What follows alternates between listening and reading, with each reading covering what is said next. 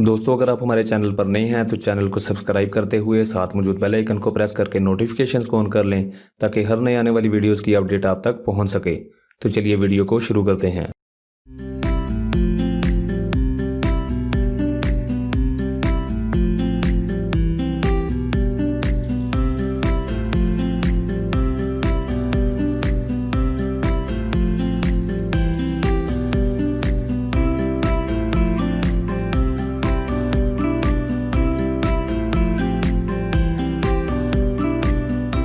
Binary is the fundamental communication block of computers, but it's used to represent more than just text and images. It's used in many aspects of computing like computer networking, which you'll learn about in a later course. It's important that you understand how computers count in binary. We've shown you simple lookup tables that you can use like the ASCII to binary table, but as an IT support specialist, whether you're working on networking or security, you'll need to know how binary works. So let's get started. You'll probably need a trusty pen and paper, a calculator, and some good old-fashioned brain power to help you in this video. The binary system is how our computers count, using ones and zeros. But humans don't count like that. When you were a child, you may have counted using 10 fingers on your hand. That innate counting system is called the decimal form, or base 10 system. In the decimal system, there are 10 possible numbers you can use, ranging from 0 to 9. When we count binary, which only uses 0 and 1, we convert it to a system that we can understand, decimal. 330, 250, 240, 4 million. They're all decimal numbers. We use the decimal system to help us figure out what bits our computer can use. We can represent any number in existence just by using bits. That's right, we can represent this number just using ones and zeros. So how does that work? Let's consider these numbers: 128, 64, 32, 16, 8, 4, 2, and 1. What patterns do you see? Hopefully you'll see that each number is a double of the previous number going right to left. What happens if you add them all up? You get 255. That's kind of weird. I thought we could have 256 values for a byte. Well, we do. The 0 is counted as a value, so the maximum decimal number you can have is 255. What do you think the number is represented here? See where the ones and the zeros are represented? Remember, if our computer sees a 1, then the value is on. If it sees a 0, then the value is off. If you add these numbers up, you'll get a decimal value. If you guessed 10, then you're right. Good job.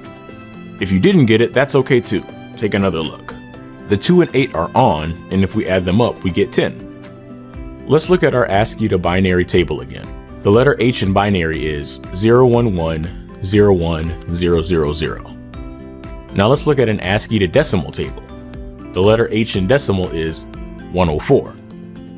Now let's try our conversion chart again. 64 plus 32 plus 8 equals 104. Look at that. The math checks out. Now we're cooking. Wow, we've gone over all the essentials of the basic building blocks of computing and machine language. Next, you're going to learn how we build on top of this layer of computing to perform the tasks you'll do day to day.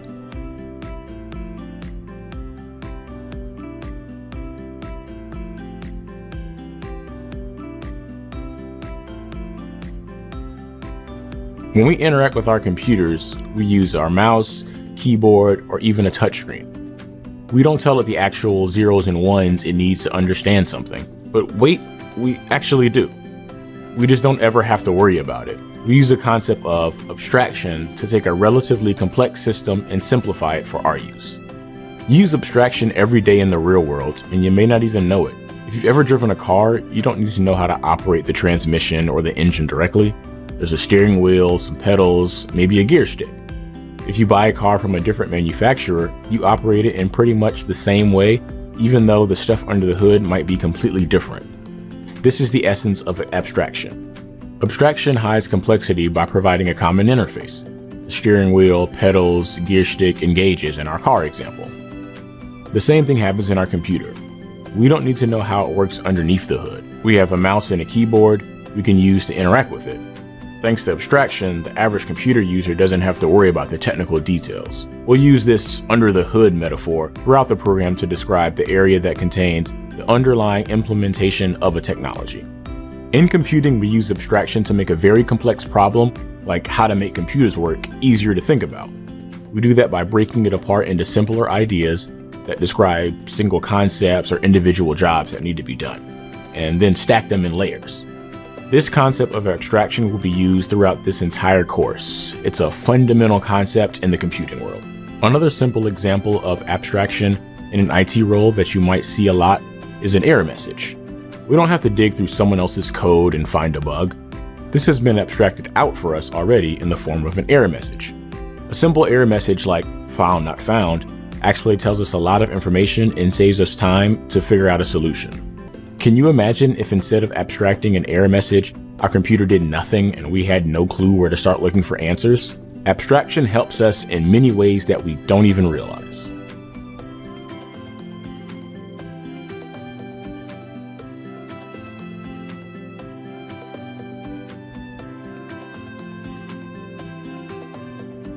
In the last video, I mentioned that people don't need to understand how a computer works for them to use it because abstraction makes things simpler for us. That's technically true, but since you're stepping into the world of IT, you do need to understand all the layers of a computer and how they work. It's essential that you understand how the different pieces interact so you can resolve any issue that may arise. For the rest of this course, we'll deep dive into the layers of computer architecture and learn all the parts that make up a computer. A computer can be cut into 4 main layers: hardware, operating system, software, and users. The hardware layer is made up of the physical components of a computer.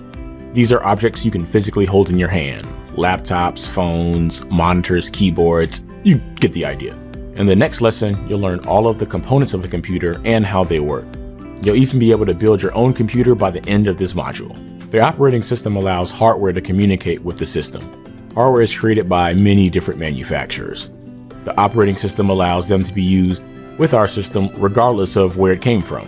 In the next few lessons, you'll learn about the major operating systems that we use today, and you'll be able to understand all of the underlying components that make up an operating system. By the end of these lessons, you'll have a strong grasp on the major components of any operating system like Android or Windows, and use that knowledge to navigate any operating system. The software layer is how we as humans interact with our computers. When you use a computer, you're given a vast amount of software that you interact with, whether it's a mobile app, a web browser, a word processor, or the operating system itself. Later in this course, we'll learn how software is installed on our systems and how we interact with different types of software. The last layer may not seem like it's part of the system, but it's an essential layer of the computer architecture: the user. The user interacts with the computer, and she can do more than that. She can operate, maintain, and even program the computer. The user layer is one of the most important layers we'll learn about.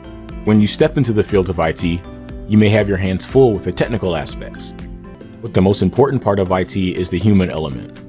While we work with computers every day, it is the user interaction that makes up most of our job, from responding to user emails to fixing their computers. By the end of the course, you'll also learn how to apply your knowledge of how a computer works to fix real-world issues that can sometimes seem random and obscure. We'll do this by learning how to utilize problem-solving tactics to identify issues and solutions. There's a lot ahead. The next instructor you're going to meet is a friend of mine, Devin Sreetharan. And I know there's no better person to teach you about hardware. He'll even show you how to build a computer from its component parts. Pretty cool. But before you get to building that computer, we got a quiz coming up for you on binary counting.